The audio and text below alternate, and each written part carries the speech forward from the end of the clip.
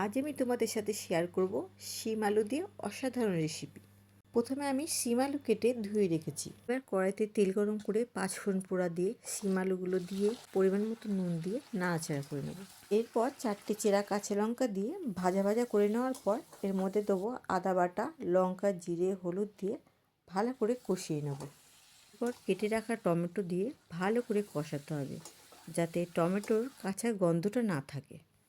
এবার পরিমাণ মতো চিনি দিয়ে আরও কিছুক্ষণ কষিয়ে নেওয়ার পর জল দিয়ে ঢাকা দিয়ে দেবো। 5 মিনিট পর ঢাকা খুলে নাড়াচাড়া করে দেখি আলুটা সিদ্ধ হয়েছে কিনা। আলু সিদ্ধ হয়ে গেছে। এবার উপর দিয়ে ধনেপাতা ছড়িয়ে নামিয়ে নিলেই তৈরি আমাদের নিরামিষ শিম আলুর তরকারি। এই তরকারি দিয়ে গরম ভাতের সঙ্গে তো ভালো লাগেই এবং রুটির সঙ্গেও দারুণ লাগে। রেসিপিটা যদি তোমাদের ভালো লেগে থাকে তাহলে like, comment, share and subscribe করে আমার পাশে থেকো।